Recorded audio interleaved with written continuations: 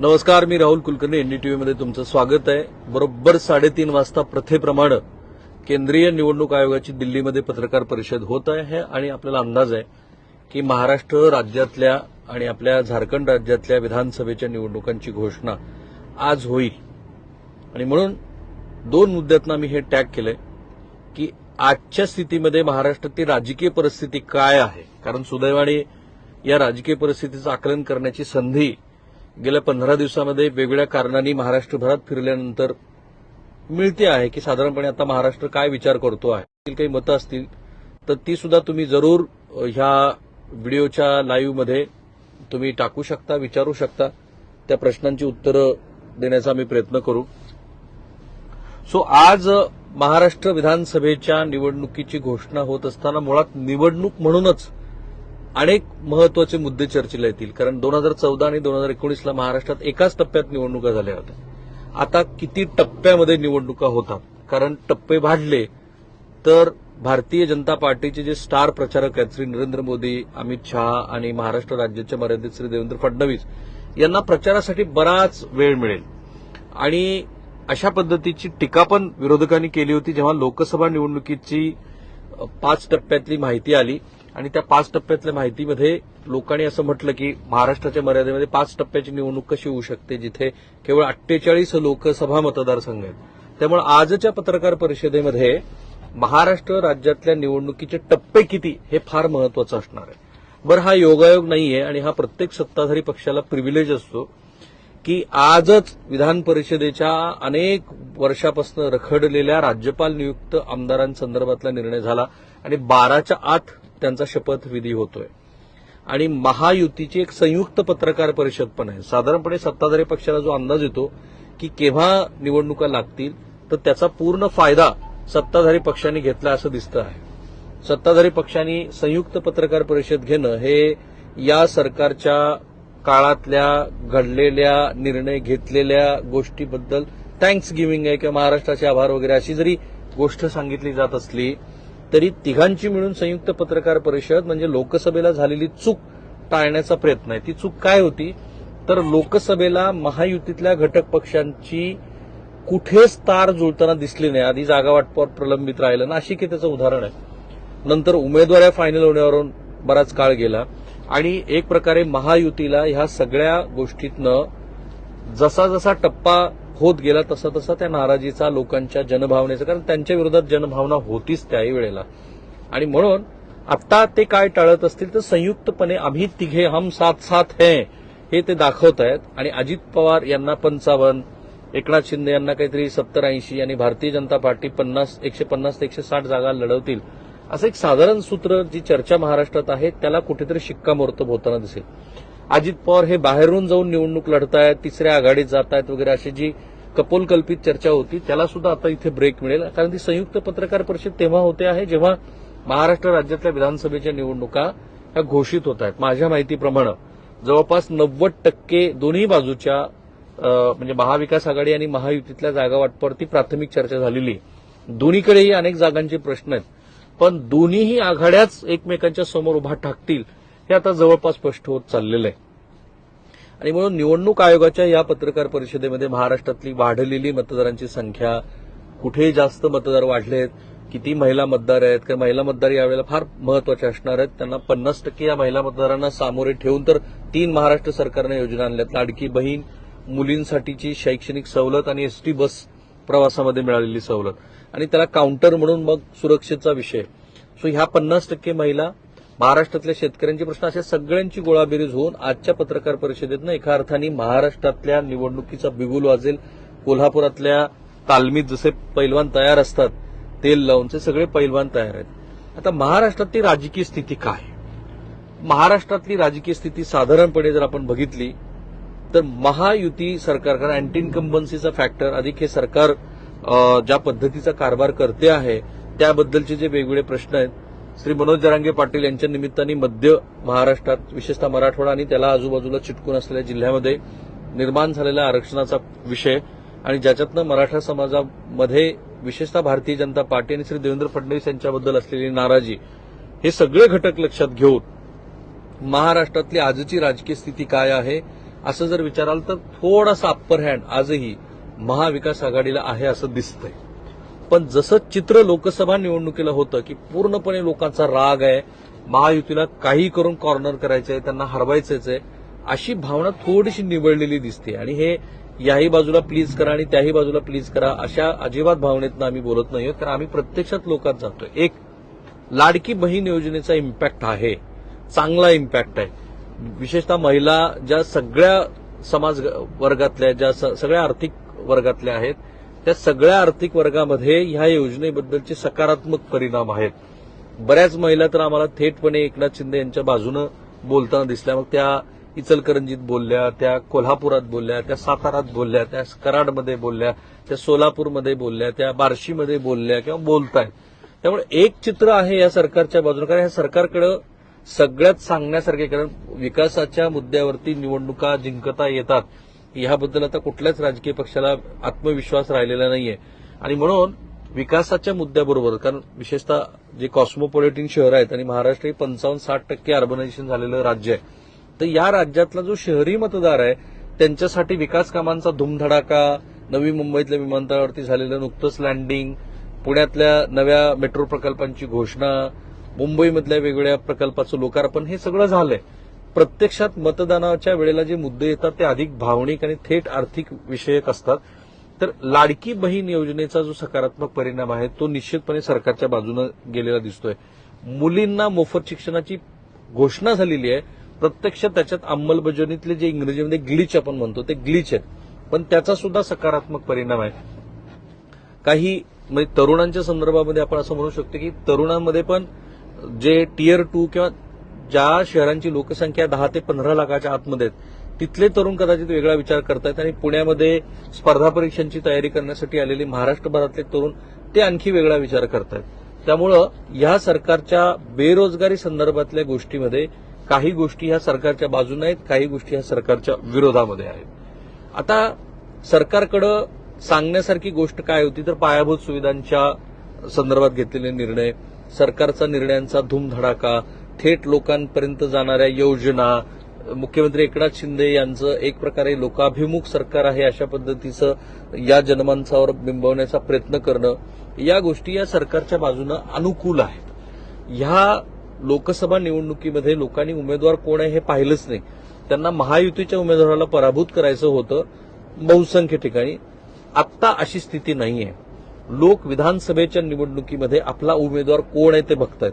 विशेषतः त्या ठिकाणी असलेले जे स्टँडिंग आमदार आहेत त्यांच्याबद्दल लोकांची काही विशिष्ट अशी धारणा आहे. उदाहरणादाखल 2-3 मी मतदारसंघाचं उदाहरण देईल.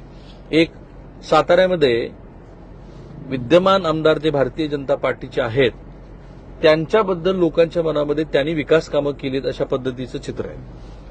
तसंच चित्र मला काँग्रेस पक्षाचे जे कोल्हापूर जिल्ह्यातलेच इचलकरंजीचे आमदार जे मला दिसले त्यांच्याबद्दल पण लोकांची अशी काही विशिष्ट अशी धारणा आहे. शिरोळ मतदारसंघात पण तशाच पद्धतीने लोक विचार करतात. त्यामुळे स्थानिक आमदार कोण आहे, तो महायुतीचा आहे की महाविकास आघाडीचा आहे, किंवा अगदी बारामतीचं तर उदाहरण मला फारच युनिक वाटलं की जिथे सुप्रिया सुळे यांच्या विजयाच्या झाल्यानंतर अक्षरशः लोकांनी आदल्या उडवल्या, फटाके फोडले. त्याच ठिकाणी आज लोक म्हणतात की अजित पवार यांच्याशिवाय आम्हाला पर्याय नाही. काँग्रेस पक्षाचे जे आमदार आहेत पुरंदरचे, त्यांच्याबद्दल लोकांच्या मनामध्ये एक सकारात्मक अशी भावना आहे. सो एकीकडे स्थानिक आमदार कोण आहे ह्याबद्दल लोकांचा स्वतःचा असा काही दृष्टिकोन आहे, आणि हा मोठा फरक आहे. आणि लोकसभा निवडणुकीमध्ये महायुतीच्या विरोधामध्ये जे मतदान झालं त्याच्यामध्ये मुख्यत्वे आजपर्यंत न झालेल्या निवडणुका, पक्षांतर झाल्यानंतर ज्या घडामोडी घडल्या त्यात लोकांचा जो राग होता तो राग व्यक्त झाला आणि महायुतीला मोठा फटका बसला. हा सिग्निफिकंट बदल आहे. आता जे जातीय पोलरायझेशन झालेलं आहे ते या विधानसभा निवडणुकीमध्ये निर्णायकी ठरेल आणि काही अंशी ते सरकारच्या बाजूने जाऊ शकतं. त्याचं कारण आहे की श्री मनोज जरांगे पाटील यांचा जो संदर्भ मी घेतला की मनोज जरांगे पाटील यांनी जर महाराष्ट्राच्या मध्य भागामध्ये महायुतीच्या विरोधामध्ये भूमिका घेतली तर त्याचा फटका हा फक्त महायुतीलाच बसेल असं नाहीये. कारण मधल्या काळामध्ये 2-3 महिन्यामध्ये मनोज जरांगे पाटील हे महायुतीसाठी काम न करता म्हणजे महायुतीला पाडण्याचं काम करतायत असं एक नेरेटिव्ह पसरवलं गेलेलं आहे. ते खरं खोटं आता ते मनोज जरांगे पाटील सांगतच त्याबद्दल. त्याचा काही ना काहीतरी परिणाम होईल आणि मराठेतर असे जे कन्सॉलिडेशन आहे ते कन्सॉलिडेशन भारतीय जनता पार्टीच्या बाजूने जाताना दिसू शकतं. हे सगळे आणि अशा पद्धतीचे काही मुद्दे हे सरकारच्या बाजूने जाताना दिसत आहेत. पण सरकारच्या विरोधामध्ये खूप मुद्दे आहेत. सगळ्यात महत्वाचा मुद्दा आहे तो म्हणजे महिलांच्या सुरक्षिततेचा. जशी लाडकी बहीण योजना आली तशी आणि त्या अनुषंगाने महिलांच्या संदर्भातल्या झालेल्या अत्याचाराच्या ज्या घटना आहेत त्या अगदी महिला मतदारांच्या तोंडी पण आहेत आणि त्या महिला मतदार बोलतायत की महाराष्ट्रामध्ये महिला सुरक्षित नाहीयेत. महिला सुरक्षित नाहीयेत तो मुद्दा त्या लाडकी बहीण योजनेबरोबर जोडून बघतायत. दुसरा, महाराष्ट्रातली वाढती महागाई ह्याबद्दल सरकारच्या एकूणच कारभाराबद्दल अनेक प्रश्न विचारले जात आहेत. विशेषतः तेलाचा डब्बा महागला, डाळी महागल्या, वेगवेगळे अन्नपदार्थ महागले, कांद्याबद्दलची गोष्ट आहे ती पण महागली. अशा सगळ्या गोष्टी ह्या सरकारच्या विरोधात आहेत.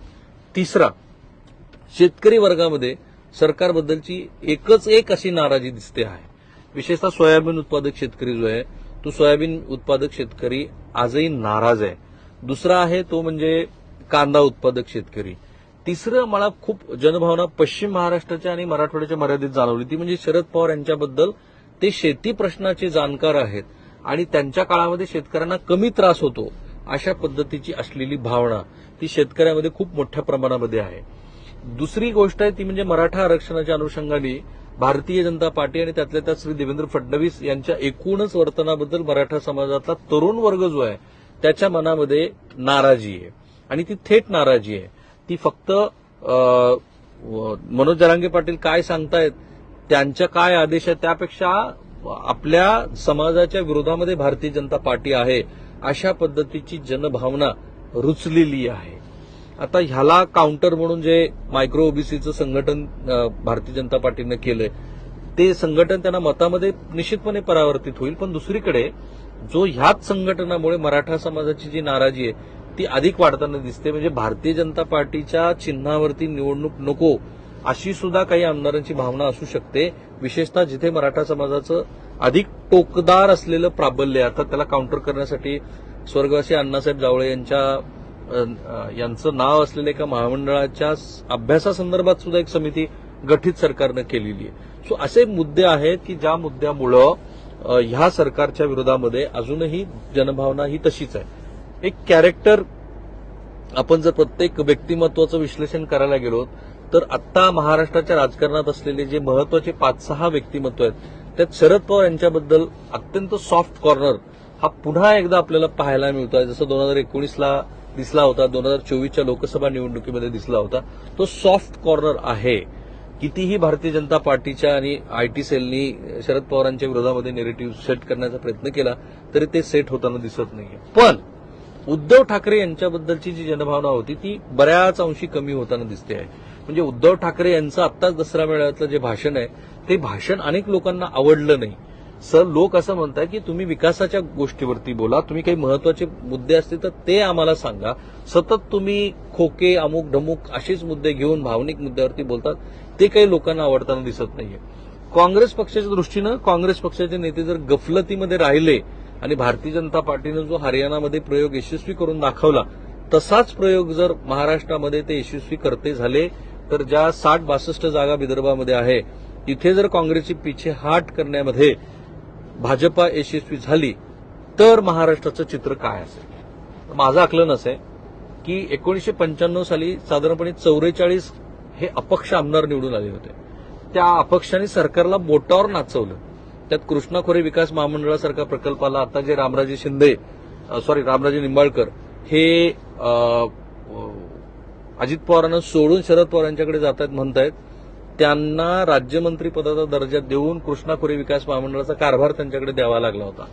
जे आज हर्षवर्धन पाटील भाजप सोडून पुन्हा शरद पवार यांच्याकडे गेलेत त्या हर्षवर्धन पाटलांना मंत्री करावं लागलं. 40-44 जणांचा जो दबाव गट होता ज्यांनी पाण्याचं राजकारण केलं ज्यांनी सत्तेचं राजकारण केलं तशीच स्थिती महाराष्ट्रामध्ये येऊ शकते. प्रकाश आंबेडकर यांच्याबद्दल विशेषतः महार समाजामध्ये एक दृष्टिकोन आहे आणि तो मला बदलताना दिसतोय की भारतीय जनता पार्टीचे ते बी टीम आहेत हे जे नेरेटिव्ह किमान महार समाजामध्ये तरी आता लोकांना मान्य होताना दिसत नाहीये. अर्थात जो इतर समाज आहे तो प्रकाश आंबेडकर यांच्याबरोबर किती येईल. माझं त्याचं आकलन असं आहे या क्षणाला, कारण अजून उमेदवार घोषित व्हायच्यात, प्रत्येक ठिकाणचे उमेदवार घोषित झाल्यानंतर माझ्या मते खऱ्या अर्थाने महाराष्ट्रातल्या विधानसभेची रंगत वाढेल. या क्षणाला महाराष्ट्राचं चित्र असं आहे की महाराष्ट्राच्या राजकारणात यापूर्वी जी आघाडी, जी संख्याबळ, ज्या युत्या घडल्या नव्हत्या तशा पद्धतीच्या जरा आवाज हे करा, तशा पद्धतीचा चित्र तुम्हाला बघायला मिळेल. महाराष्ट्रामध्ये मोठ्या प्रमाणामध्ये अपक्ष आणि फाटाफुटीतनं, फोडाफोडीतनं, बंडखोरीतनं निवडून आलेले आमदार दिसू शकतात. अनपेक्षित निकाल महाराष्ट्रातल्या अनेक मतदारसंघामध्ये बघायला मिळतील. महायुतीनं जो होरा बांधलाय, महाविकास आघाडीनं जो होरा बांधलाय, तो तसाच्या तसा महाराष्ट्रातल्या विधानसभेत रिफ्लेक्ट होईल असं चित्र या क्षणाला तरी दिसत नाही. तुम्हाला काय वाटतं हे तुम्ही जरूर या व्हिडिओच्या कमेंट बॉक्समध्ये टाका. मी आणि एनडीटीव्ही सर्व सोशल मीडिया प्लॅटफॉर्मवरती आहोत. आम्हाला फॉलो करायला लागा आणि हे विसरू नका की तुम्हाला ज्या मुद्द्यांचं विश्लेषण हवं आहे ती करण्याची क्षमता असलेली टीम एनडीटीव्हीकडे आहे. त्यामुळे तुम्ही विषय पण सुचवा. थांबूया आपण इथे.